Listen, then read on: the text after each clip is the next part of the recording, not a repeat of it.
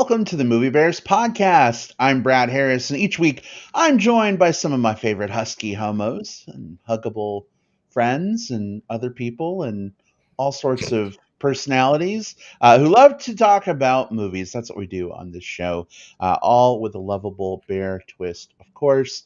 Us being bears and twists being, I don't know, things we see in films, something like that. Anyway, we've got a big show for you this week. We are going to be reviewing the new Predator franchise film, Prey, streaming now on Hulu. I think a lot of people have already had a chance to see this film, and hopefully you'll be tuning in for our discussion of that movie. But a discussion, by definition, takes place between multiple people. So let me introduce you to those multiple people who will be helping us to dissect this movie and dive in. Jim Pugliafico is in the virtual studio. Hey, sweetheart, how are you? Hi, babe. I'm doing good. Yes, I am multiple person number one and or number two. I don't know, whatever, somewhere in the lineup. And yeah, I'm pretty excited to talk about a movie. I mean, last week we did a classic movie that a lot of people saw. This time we're doing a new movie that I think a lot of people had a chance to see because this one was only out on streaming. So at least by my Facebook and Twitter feeds, I think a lot of people got to see this one. So it'll be nice to talk about. Indeed. In fact, we already have several people who are listening live right now, tuning in for our Prey conversation. Hey, everybody, welcome. Get settled in. And remember, say hi in the chat. Let us know your thoughts as we go along. But we have one more person who's going to be part of our conversation, that being William Lindis. Hey, Will, how are you? Hey Brad, hey Jim, hey listeners. Yeah, excited about this one.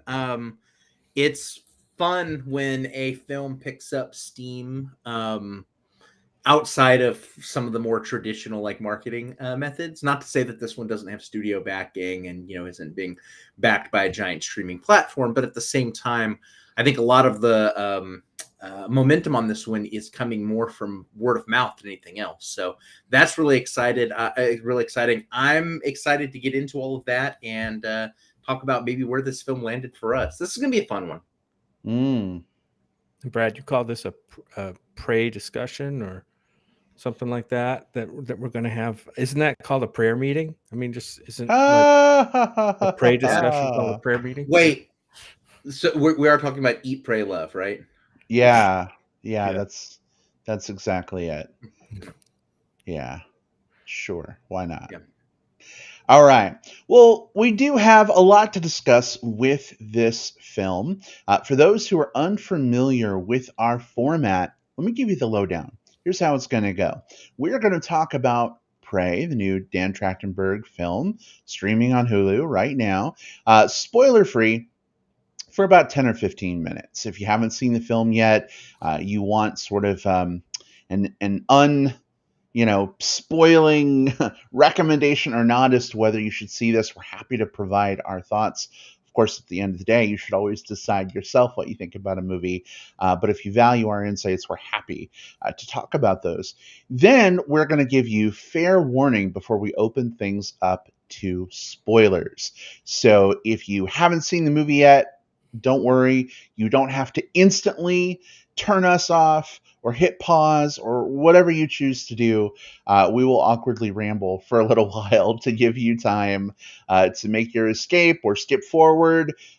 You'll definitely want to come back at the end of the show for our plugs, things we love that we want to put on your radar. So feel free, if you're listening live, step away for about 25 minutes, then come on back for plugs. If you are listening through the magic of digital tape delay on Apple Podcasts, Spotify, Stitcher, wherever you consume your podcast content, there will be a time index in the show notes put together for you very lovingly by our very own Jim Pliafko. You can use that to skip ahead as needed. Jim, Will, our spoiler plate warning out of the way. Are you ready to get this thing going? Indeed. Let's do it. All right. Then here we go. Our discussion of Prey.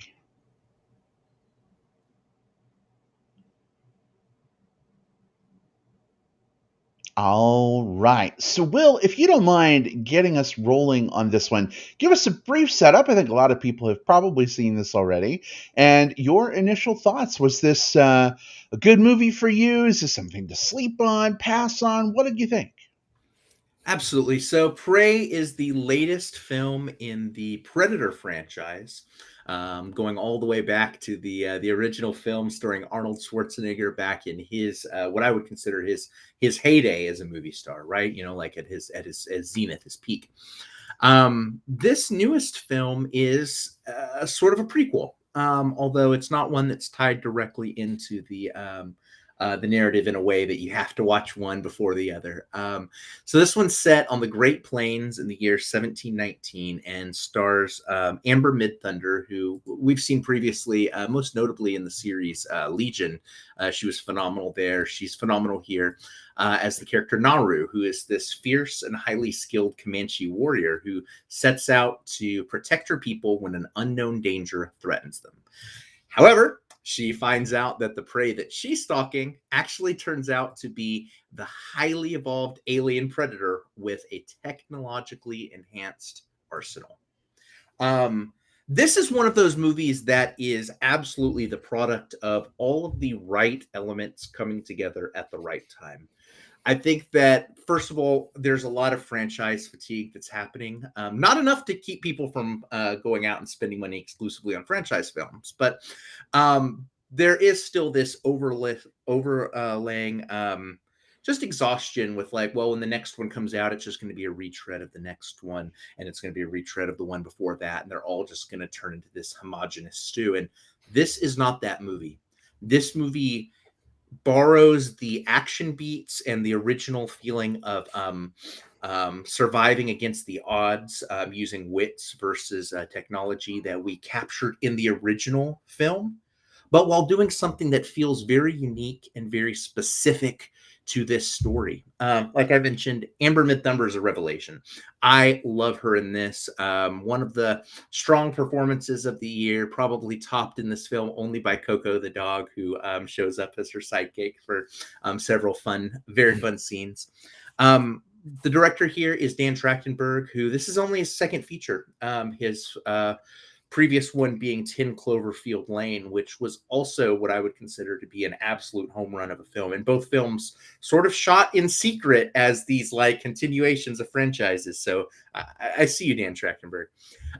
But most notably, what I love here is that this film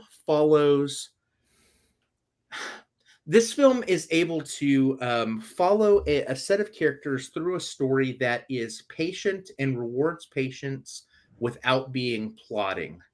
There's always something to reward you for sticking around for the next scene. There's this anticipation that you get through the movie, and there's always another, revelation, whether it be, another, I'm not talking like big twisty stuff, but going to the next action beat or story beat, the next complication.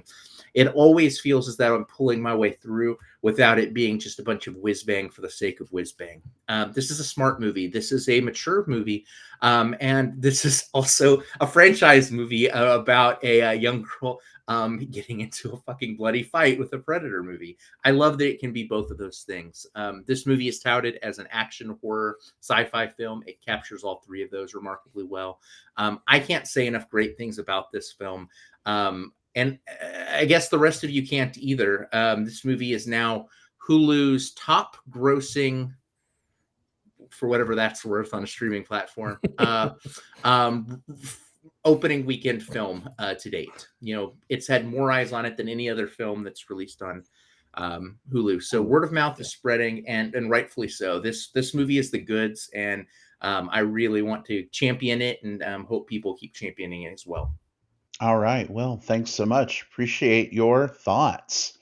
All right, Jim, let's go to you. What did you think? Yeah. So we ended up watching this movie twice, actually. And Ken, because it's on streaming, right? We don't have to go out to the movies to watch it.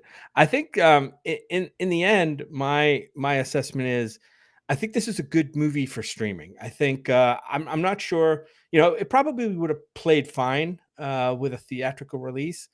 But I think for some reason, for me, it just feels like more of a streaming movie. I don't think, there's some things with special effects here that I don't know would have played out super well on big screen. I think they work well at home. They work, just fine at home. Will, I did appreciate this movie. I wish I had the love for it that you did, though. Like I didn't fall in love with this movie. I do love the idea of a franchise movie, and we'll get to some comments here that it's that we have coming up. But I do like the idea of kind of the continuation of a franchise that feels fresh and that kind of feels like its own thing almost, right? Because they've totally taken the Predator movie and all the Predator stuff and put it kind of in a totally different arena, if you will. And also, this movie is more than just a movie about Predator versus humans, right? This is also kind of like, I guess you could say, like a coming of age movie about this young girl who's growing up. And we'll talk more about that too in spoilers, how that aspect of it worked, because I think I felt I wanted more of that and kind of less of the Predator fight scene stuff. But anyway, for me, this is a streaming recommend. I mean, this is a mild recommend for me. I think if you're a fan of the Predator series, I think it's an absolute must that you would see it. And I think that's another thing that kind of works against me a little bit. I was never really like a huge Predator movie fan. I did see the original with Arnold, of course. And I thought it was, kind of an action-y version of, it felt like Alien, the second Alien movie, Aliens, a little bit, which I kind of adore that series. So maybe I have a little bit of a bias. I don't know. But yeah, I think for fans of Predator, I think this is something you should definitely see if you have access to Hulu. All right, Jim, thank you so much for your thoughts as well. For me, this movie was a bit of a miss. I know people really love it. I definitely, can understand, where a lot of that love is coming from. But as amazing as I think Amber Midthunder did in this role, I think the film suffers a lot from some unbelievability about her character and her character's abilities and sort of her arc.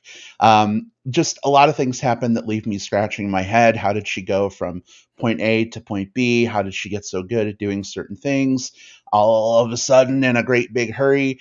To the point that it kept pulling me out of the movie and making me roll my eyes a lot. And that's never a good thing, when you're watching a movie and trying to get invested in characters.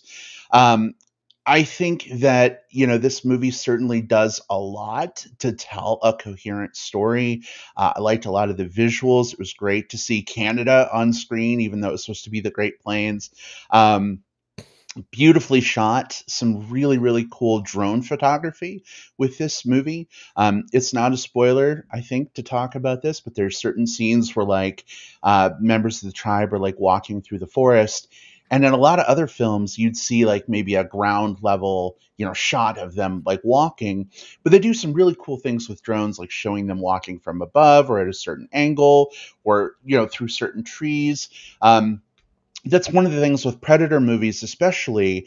The Predator has always been known, and I realize there are different Predators. It's not the same alien in every movie, but there's always this element of the Predator being in the trees, invisible, stalking their prey. And I think the drone photography really lended itself very well toward making you feel that. So, while I feel like the movie does suffer a lot in terms of its believability, and I realize it's a sci-fi movie, but they chose to ground it 300 years ago on Earth with, Earth people and Earth technology at the time. I think, if you're looking for something to watch at this point, and you like past Predator films, you'll probably enjoy this quite a bit. I just wish that more had been done to make the main character's arc a little bit more believable.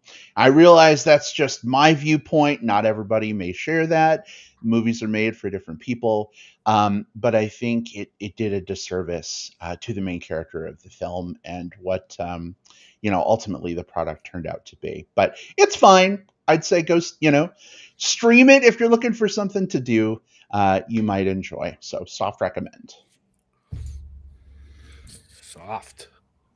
Yeah, I think another thing that's worth noting here is this film did another thing that I consider to be very special, and that's this film featured a lot of historical accuracy, which it's fun. There's been some people kind of poking holes at a few of the, like, why did she have a toothbrush in that one scene? Because Comanches had toothbrush. They existed. That was an actual thing. It wrecked the movie for me, Will. Yeah. It wrecked the movie. But there was a lot that really went into play here with the actual Comanche language. This film not only shot a lot of its scenes with either Comanche dialogue or French dialogue, some of which was untranslated, which was actually cool for me. It didn't need to be translated to convey sort of, in fact, if anything, it helped sort of with the disorientation of like these characters sort of showing up and barking things, but there's also a dub of this that exists on Hulu that is done in Comanche, and it is absolutely worth watching. You don't see a lot of this happening right now, and at all, and I want more of this.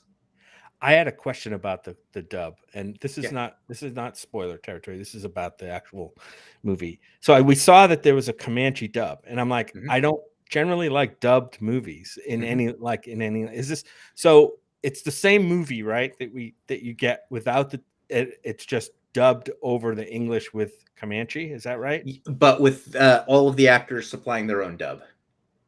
Yeah. So a lot of times with the dub, you end up with a different voice actor from a different language who's playing your part for you. And in this case, the actors are providing their own translation. Yeah, we didn't watch the Comanche dub. Will, it sounds like you may have at least checked it out. It got me thinking, I almost would have preferred to see a Comanche film with subs. With English, totally with English subs. I think that would have been, I don't know if it would have been better than what we saw, but it would have been better, I think, for me than a dub, I guess. I don't know. Well, dubs always are a little, disjointed for me. I would say watch it because it does. It's the same actors. And it's also, it is English subtitled, right? And I think there is a good point here in chat. I'm talking about this from the perspective of the Hulu release, which is the American release. If you're watching internationally, there are two other platforms you have to use, either Disney Plus or Stars. And Disney Plus does not have the Comanche dub. And honestly, I don't know if Stars does or not. So this is very hyper focused on the Hulu release. Speaking of comments, there are a few. There's one comment from Ben. Ben, I adore you. I hesitate to read your comment. I know you mentioned it might be spoilery, and I think it. I don't know. It's on that hairy edge. So if you don't mind, we're going to save that comment maybe for a little bit later. Sean says, hey, gentlemen, I'm just going to say I enjoyed this film a lot. I'm glad it wasn't released in theaters because let's be real, when's the last time we had a decent Predator film? I think we reviewed the last Predator film that came out. Was that 2018? 2018? Yeah. And we did see that one in theaters. And totally forgotten. And it was a stinkeroonie. It wasn't good. So at least you didn't have to pay $50, for movie tickets for a couple people, buying a bunch of snacks, to see this, whether you like it or not. It's great that you can enjoy the it. Predator. So this is let's see. So we have Predator, Predator 2, Predators, the two Alien versus Predator movies, and then The Predator. So this is technically the seventh film in the franchise. And I would say that this one, mileage varies, but for me, this is either number 1 or 2. I mean, I think that you take Predator from the 80s and you take Prey, you can take out most of what's in between. Predator 2 has some moments. But this movie is what the franchise should have been all along. This a lot movie of those is films were pretty bad, right? I mean, yeah, a lot of them were very bad, and I mean, especially the Alien versus Predator ones, unfortunately, like because it should be cool. Yeah. Yeah, we can mash anything up, right? And people will chew it up. But yeah, I question whether this film would have been as much of a groundswell support and word of mouth, like you said, Will, if it was released in theaters, right? First of all, not a lot of people are back in theaters, right? Like we might be, or like some people might be. So maybe less eyeballs would get to see it if it was in theaters versus on Hulu.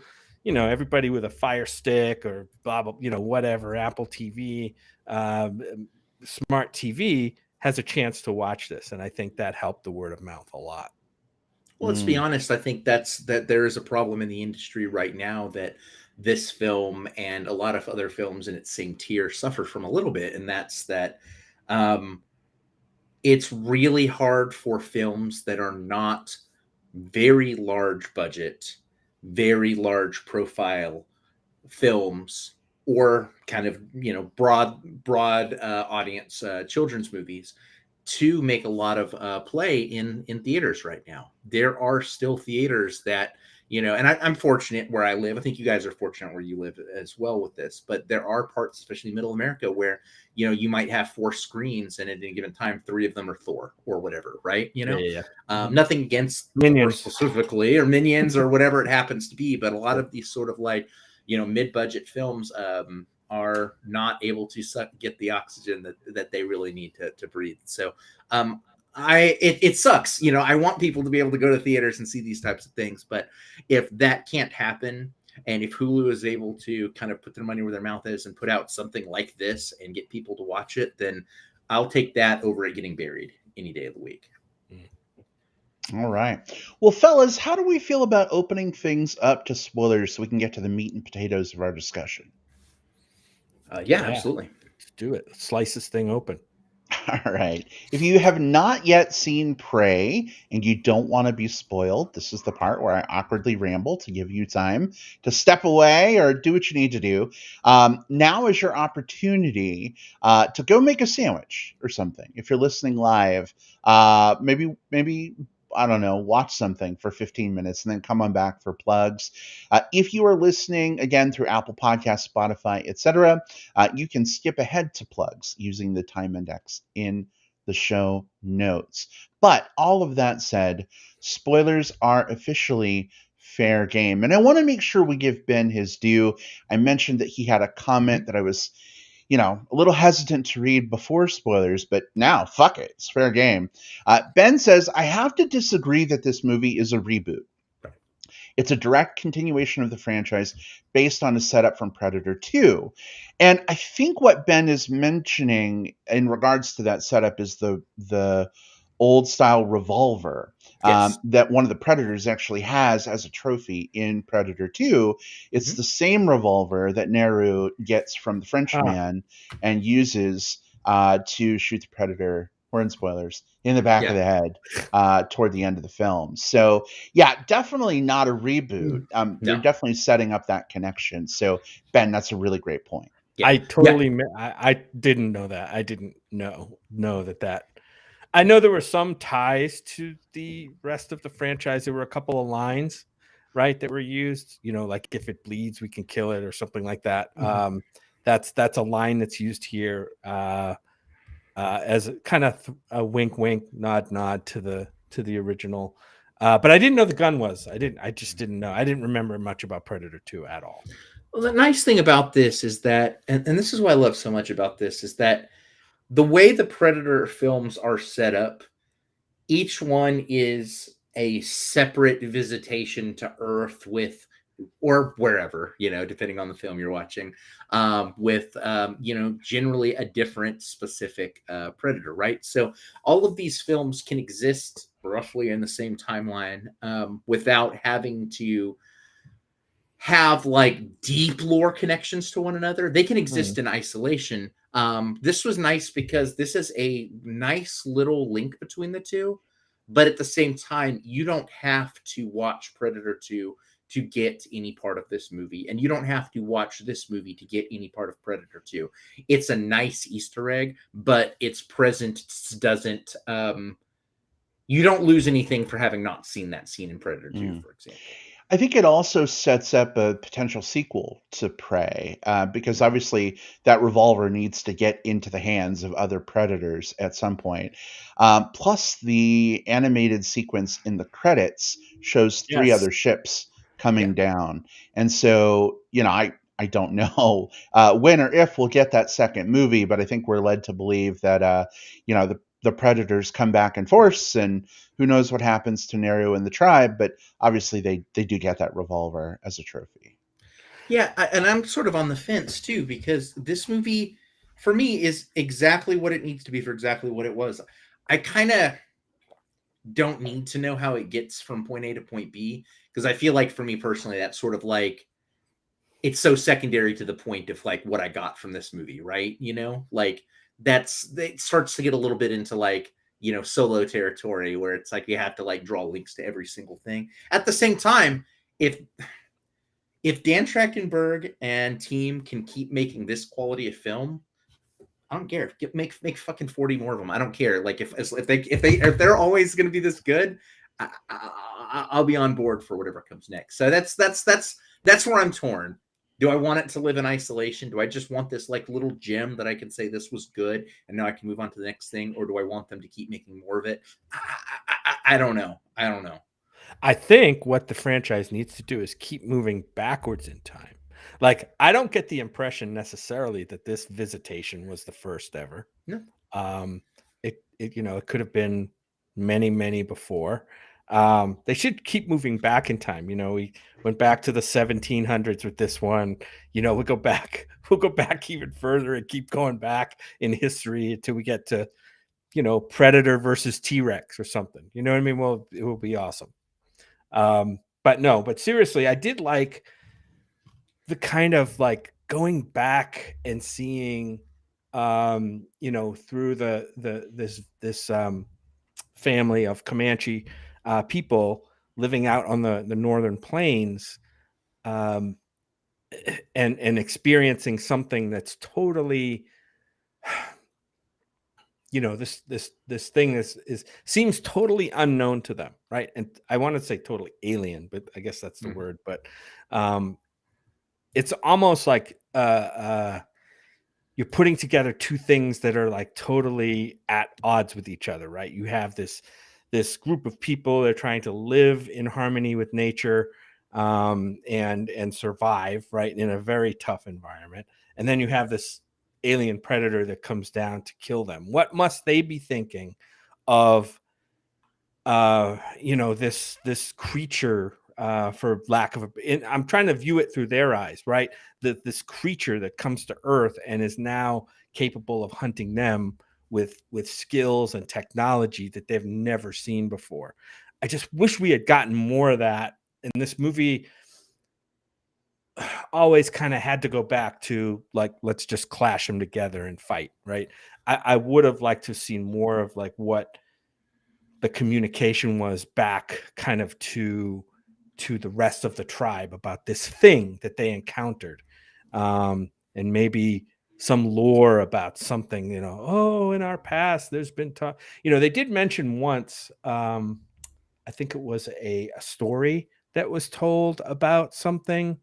Basically, the boogeyman from their childhood stories.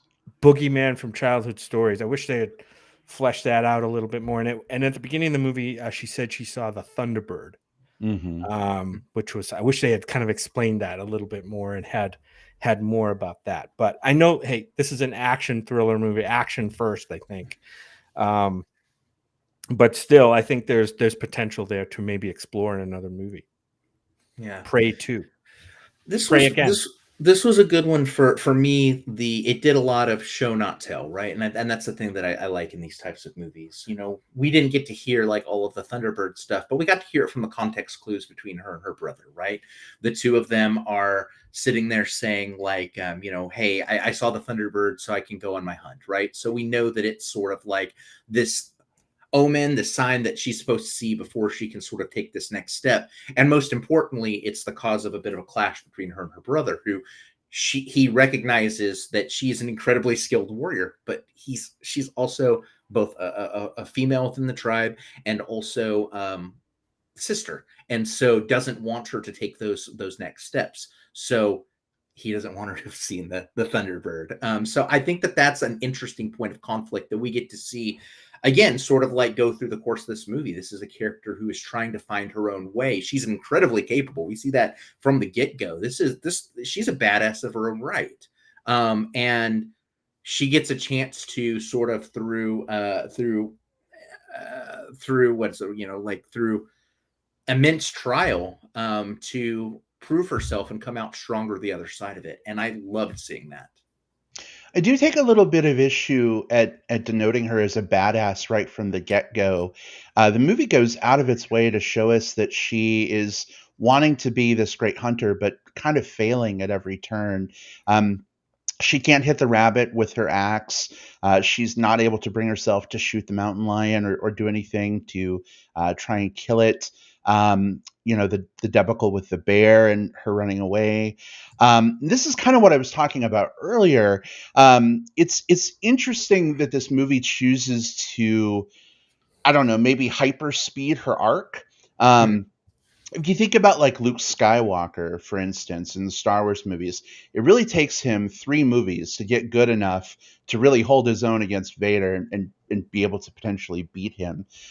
With this movie, you know, following the hero's arc, she goes from being pretty not great at hunting. She's a great tracker. She's phenomenal at it. But she's not very skilled at the beginning of the movie. I don't know how many days pass in the span of the movie, but we get to a point where, you know, she fights against somebody in her own tribe. She's barely able to hold her own. It was great seeing her stand up to him, though. That was awesome.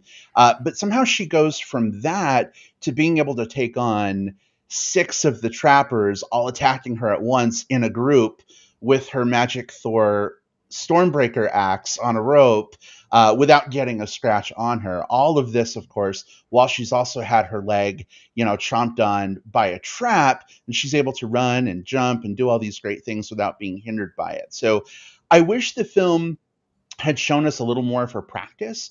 We get like a 30-second scene of her, you know, just throwing the axe at a tree. And I think that was great because it sets up that she's working, you know, to try and better herself. But she just seems to come out as like this super badass out of nowhere after the movie is showing us her fail repeatedly.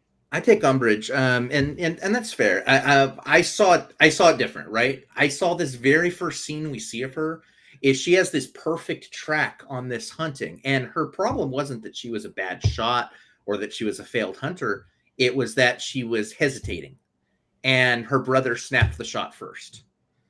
So her arc was sort of learning to put trust in her own capabilities, and we got to see her do that more and more as she started to think not just in terms of like how to fight, but also how to use her traps and how to use her wits to sort of think this creature that she can't just like she can't fist fight this thing. And that was never going to be her arc, right? This was about her sort of like becoming more confident in herself to do the things that I think that, you know, from my eyes, she was capable of doing from the get-go of this film. So that was the arc that I saw.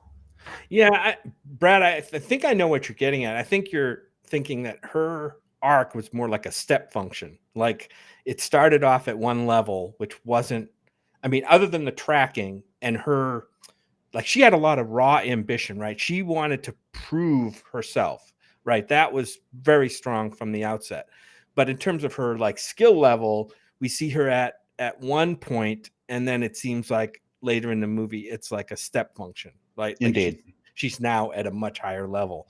And maybe that could have been smoother. Maybe there could have been some transitional things, successes. Um, and she was the girl who was like always right. I kind of wish she had an ally other than the dog. I kind of wish she had an ally, like, a friend. She seemed to be very much, in terms of her position in the tribe and her ambition, she seemed to be very much on the fringes, like way out on the fringes, right? You had the males who were the hunters, the providers, the traditional roles. And then, you had the women who, would stay and be, the more, handle more of the domestic activities, back, at the village or the camp. But I kind of wish there was something in between. Like, she was like, what made her be like way out here? And I almost wish there was like an ally that she had, or maybe a group of friends. It's almost like she was, she was obviously shunned by the men. Her brother respected her as a sister, right, and knew she was capable in some ways. But even he was like, what do you mean you want to go on? I forget what they called the big hunt, the word they had for the big hunt. You want to go on this hunt? What do you mean you want to do that? I just wish she had somebody that was kind of either somebody that was kind of in her camp, in her corner, kind of encouraging her, or some explanation for why she was so driven to be that way, given the society that she grew up in, right?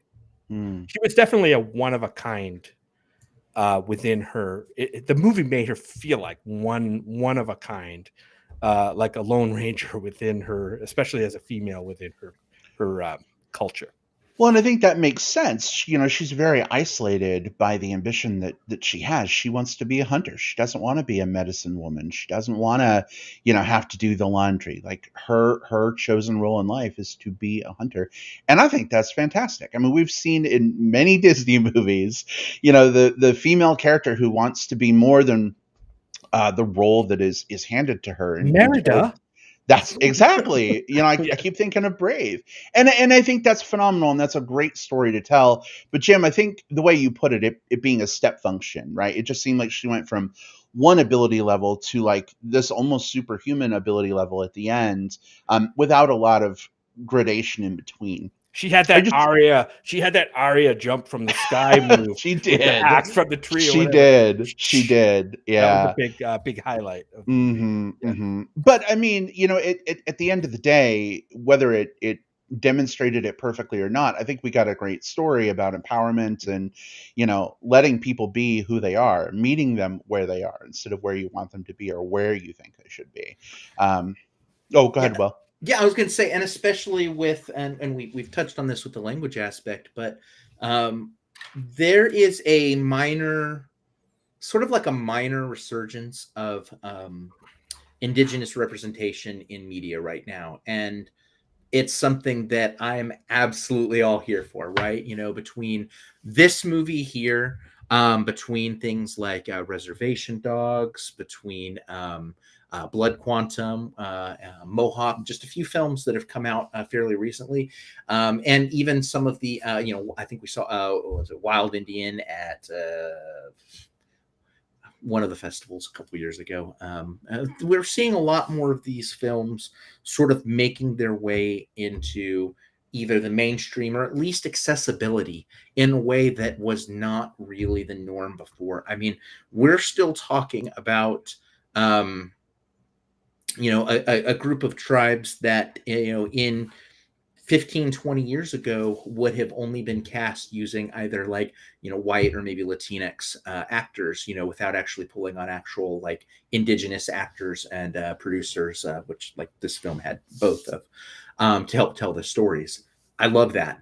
I want more of that. I want this film to do well, not just because I appreciate it for what it is, but I also appreciate it for what it represents and what it can give me more of. So I think that's just something that we have to take a moment and champion. This is so fucking cool to see this movie presented the way it was, and for people to see it and to be excited about it.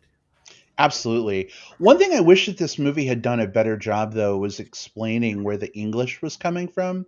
I know a few people who saw this movie that were super confused. They thought that the Comanche peoples were speaking English throughout the movie. My my take on it was that we were hearing English, but they were actually speaking Comanche. But then they would like actually speak Comanche as a sidestep of English, and then come back to the English. And so I think it left a lot of people a little bit confused. So that goes back to your comment earlier, Jim. I think I would have preferred to see this movie entirely enacted and spoken Comanche with English subtitles. Yeah, But the problem with that is, especially with a streaming audience, you're never going to get people who are like, "Oh God, it's subtitled. I'm not going I to have watch to that." read my movies. You know? Right, exactly. So, I wish, man, I wish we could have had all Comanche. And I guess the dub does exist. I have a problem because I don't hear as well, and so I tend to read lips when I watch movies, unless I turn the you got to subtitles see on. them talk. You got to see them And mouthing the words. I do, and I guess it doesn't matter if like I'm reading the subtitles itself, but I think it would have been, I don't know, really cool if, not that they need to make the movie twice, one in English and Yeah, that would one be entirely expensive. enacted out Comanche, but I don't know. I wish they would have taken a chance, especially since this was a streaming release. This isn't something that was put in theaters. You have that freedom to do that. Little bit of a bummer. But very cool that it's here, that it is accessible, that it's doing things just like Wind River did a few years ago, bringing the community to light, kind of showing some of the historical things that happened and were faced, and, making those be a present story, I think is a good thing for sure. Can we talk about The Flower? I know we think this is a good movie, This but is a plot device that you did not like. I I didn't. In the first movie, spoilers for the first Predator, it made sense that mud blocks infrared light, and so that's how Arnold was able to like evade the Predator and like stalk him. But they made up this flower, and I've done a bunch of research as best as I can. I can't find a flower in real life that removes your body temperature so much that you would actually be dead. Does that feel like a Okay, so Ben in the chat is saying the flower thing was a bit odd. What did you guys think about that choice? I guess the alien has. I think what the movie's trying to do is, that the alien has its technology and its skills and tools that it uses, and I think the movie was just showing that people at that time, the indigenous peoples had their. It's no secret that I mean, herbal remedies are still used today for a lot of things. Is there something that like you take it, you bite it, and it like turns your blood cold? It's Probably not.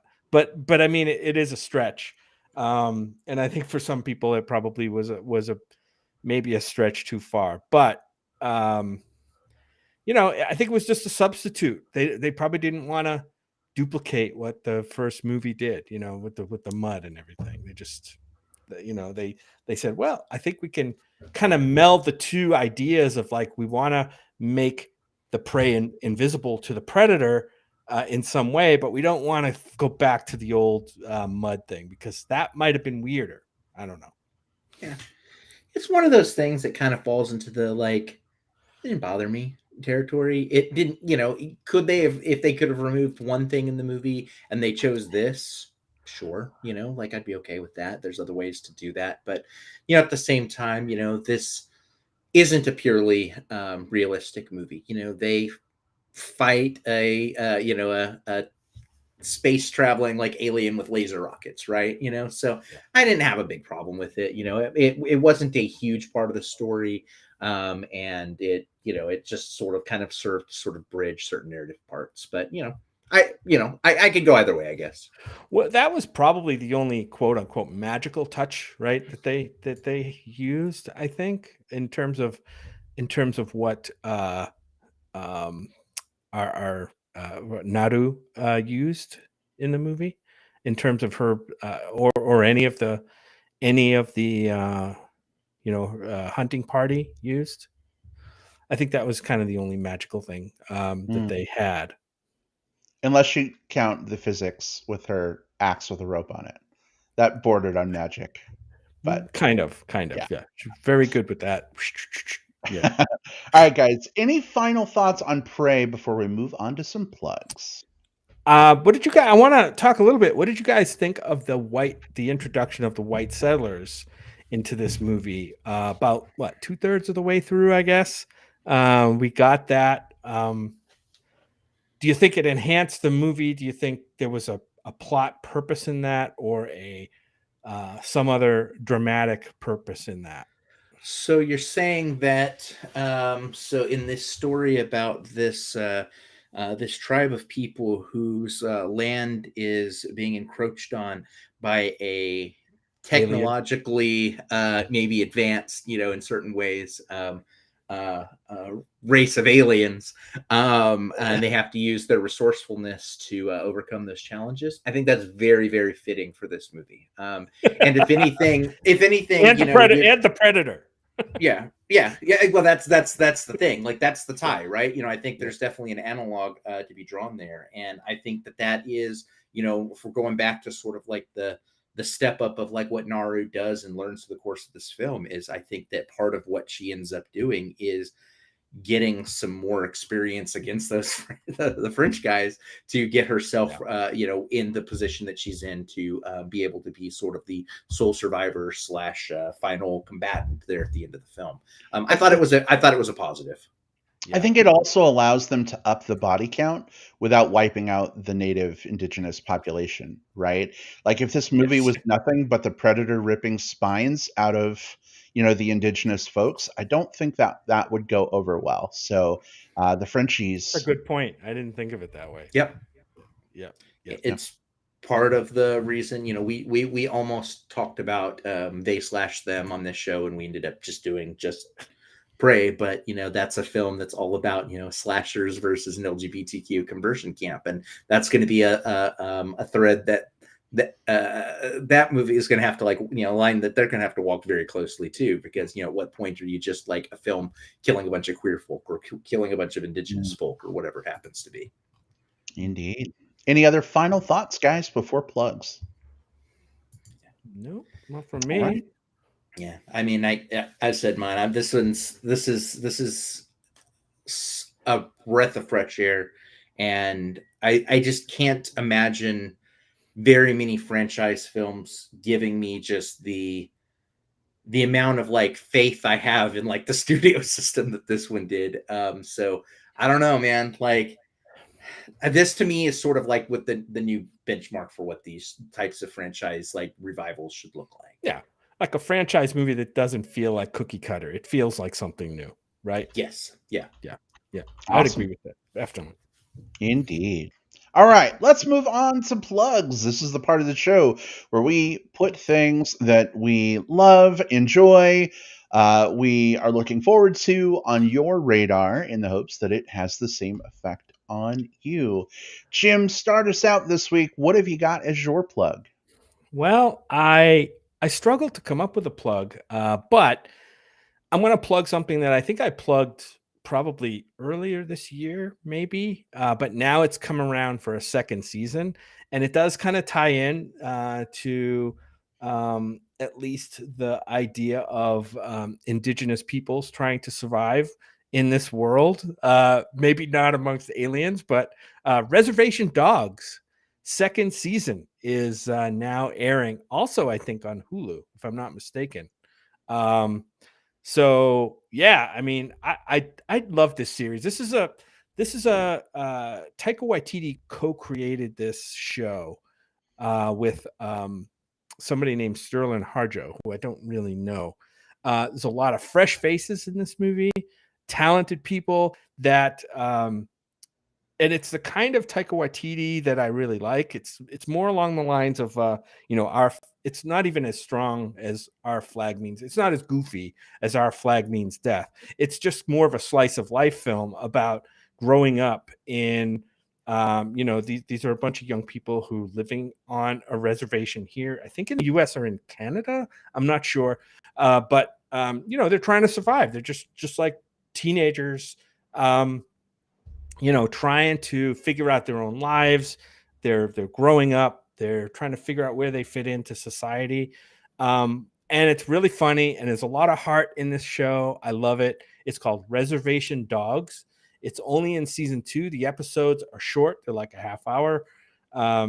It's a strong, it's definitely a strong recommendation for me. It's on Hulu, Reservation Dogs. All right. Thanks so much, Jim. Appreciate that. Will, what have you got? First of all, Jim, thank you for doing that. I'm someone who did spend a lot of time growing up in rural Oklahoma, kicking around like tribal lands. That's Right. like, so seeing this, obviously it's a comedy, and obviously like some of the situations, but it's grounded, and there's a lot of this that feels like so fucking true to life. Like I cannot tell you how much of a snapshot this feels. And so I think as part of that, like I do encourage, like, check out like more indigenous content. Just everyone, like, go on Netflix and watch Teata, which is a film about it's a Chickasaw film, which my Chickasaw stuff here because we're talking indigenous stuff on this film. But outside of all of that, I want to recommend a podcast actually as part of my plugs on this podcast.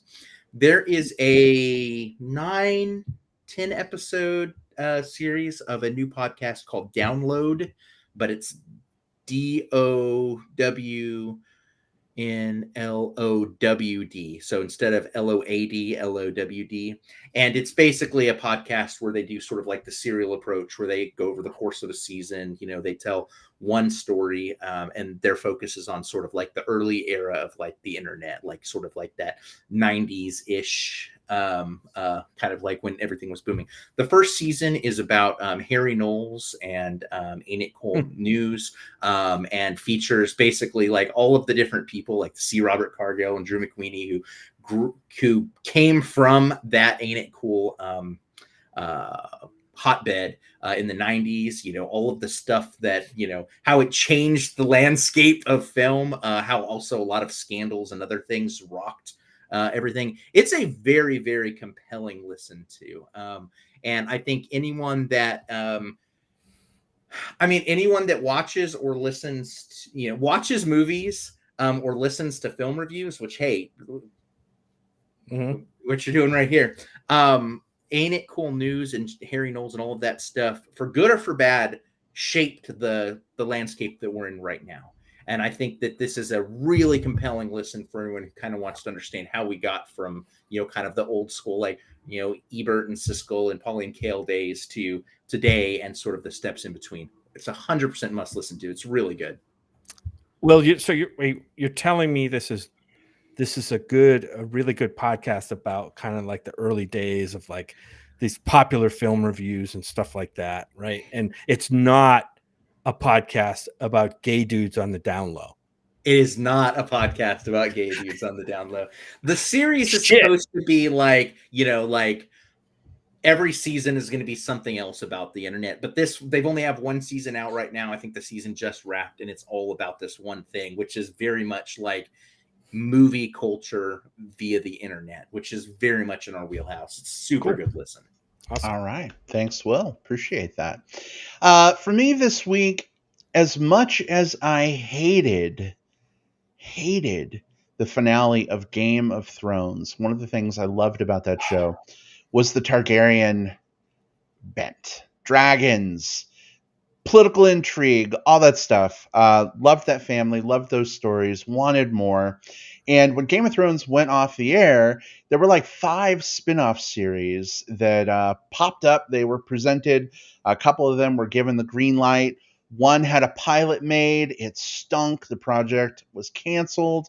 The other one was greenlit after the pilot and went to series. And that series actually debuts this Sunday at 6 p.m. Eastern Time. House of the Dragon takes place a few hundred years before all the events in Westeros during Game of Thrones. It's all about the Targaryens, sort of at the height of their power. And There's going to be a shit ton of dragons, a shit ton of political intrigue, all kinds of cool stuff. Matt Smith from Doctor Who fame is in this show. I'm really looking forward to this. I'm cautiously optimistic. This is not the same team that did Game of Thrones. It's got different showrunners and producers, but cinematically, it does have sort of that same look and feel, at least from the materials that I've seen so far. So I'm typically not a big fan of prequel shows, but there's just so much history of the Targaryens to explore that I'm really, really excited for this one. So I don't know if we'll be having House of the Dragon parties like we used to have Game of Thrones parties for episodes that premiered, but we could, Jim. We could. You know, I'm thinking House of the Dragon. I'm thinking the acronym is Hot D. Hot D. We could have Hot D parties. There we go. That would get butts in the seats. Don't you already? Yeah. Well, we go to Hot D parties. I don't know if we have them, but yeah. Yeah. Yeah. Now I'm going to be getting messages asking me where the Hot D party is. Oh goodness. Oh goodness. Anyway, House of the Dragon this weekend. I'm surprised you want to watch it. Your taste seems to be so bitter at the end of Game of Thrones. I'm surprised. I mean, I'm excited to watch House of the Dragon. But I'm kind of surprised you're this excited about something that really felt sour about at the end of Game of Thrones. Well, it's two things. One, I have loved dragons ever since I was a baby. I had a dragon like mobile thing, and I think that's where my love of dragons started. But second, this is not Weiss and Benioff. This is a different team doing their own thing. They have room to run with the story. So I'm willing to give it a chance. I don't know that it's going to be the best show on TV. I don't know that it's going to capture the magic of Game of Thrones all over again. But I think it's cool that it exists, and I look forward to checking it out. And Ben wants to know if he can come to our Hot D party. Ben, you're always welcome at our Hot D parties. Ryan says he'd show up too. Ryan, open invite, friend. Well, yeah. Go for it. You know what's going to be fun is I have a feeling come Sunday night, there's not going to be a cold take one on the internet, right? Like, you know, it feels like at this point with Game of Thrones, you can't just have like a show and it be a show that's good or bad or whatever of its own merits. It carries like the weight of this entire franchise that it's got. And this was a series that was one of the big, like, you know, hot take, you know, everyone had to have their like immediate spoiler, immediate hot take thing on the internet after every episode during Game of Thrones too. So I'm going to be interested in seeing if that carries over here too. If we're going to see some people coming right out of the gate with this is the best show of all time, this is the worst show of all time. I'm guessing it's not going to be either because no show really is. But I have a feeling. I hope I'm wrong, but I have a feeling there's a good chance that those types of takes are going to be. You'll definitely see those takes. It's the internet. Yeah. I'm sure they exist. Yeah. All right. Awesome. Well, good show, guys. Some great discussion. Thank you so much for sharing your plugs. Big thank you to everybody who was chatting with us in the live chat. We didn't get to every comment, but thank you again for sharing your thoughts. In case people want to chat between now and the next time we record, let's quickly move through how people can get in touch with us. Jim, where can people find you? You can find me on Twitter at JJP Out West. Please follow me there. My initials JJP and then the words Out West. Or, send me a message and then a friend request on Facebook under my name, Jim Pugliafico. All right. Awesome. Will, how about you? I'm on Twitter and Instagram at Whatever Cove. I'm on Facebook. Look for William Lindis. Send me a message first so that I know that it's you.